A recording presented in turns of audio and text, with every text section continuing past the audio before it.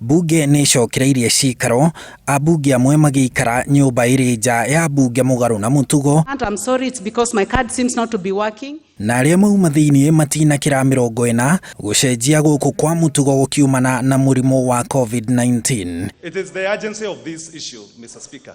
Gĩikaro gĩkĩ gĩtĩtio nĩguo kũhetũkia mawatho ma gũkindĩra mendekithia marĩa President Uhuru Kenyatta aheanire ma gũteithĩrĩria Akenya matikagũmĩrwo nĩ moritũ rĩrĩ bũrũri urahũrana na homa ya COVID-19. Based on what we have today, it tells you that all that the president said can only be implemented by this house.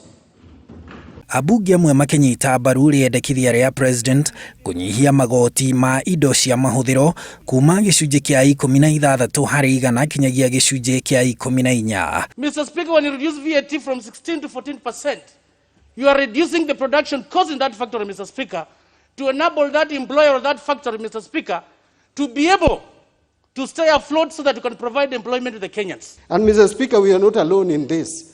This is a global issue. It is a global crisis. Angĩ hamwe nao Amos Kimunya na Kimani Ichung'wa makinyita mbaru rĩendekithia rĩu maugĩte rĩtikũguna mũkenya wa kĩrathi gĩa thĩ rĩrĩ bũrũri ũkũrwo nĩ magoti ma ciringi birioni 50. VAT is a consumption-based tax.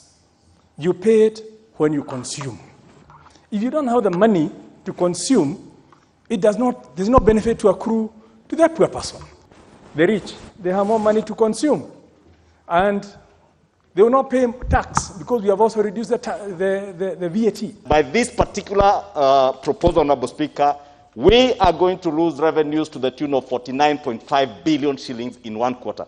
Maybe we should have been asking ourselves, would we rather have this 49.5 billion shillings and be able to offer food rations to the people of Kenya? Abunge aya nĩ mahinyĩrĩirie bodi ya kũngania ũteithio hĩndĩ ĩno ya COVID-19 ĩtwarĩre Akenya arĩa mabatie ũteithio ũyũ na itigĩrĩre kĩgĩna kĩu gĩtinanyua kagera. What is pertinent and very important is the way this fund is going to be run, and it must be done transparently. Mendekithia mangĩ ma president marĩ kwehereria Akenya arĩa marĩhagwo thĩ ya 24,000 magoti, kũnyihia magoti ma mũcara na gĩcunjĩ kĩa 5 harĩ 100, kũnyihia magoti ma ahũri a biacara nini kuma gĩcunjĩ kĩa 3 harĩ 100 kinyagia 1 harĩ 100 gatagatĩ-inĩ ka mangĩ.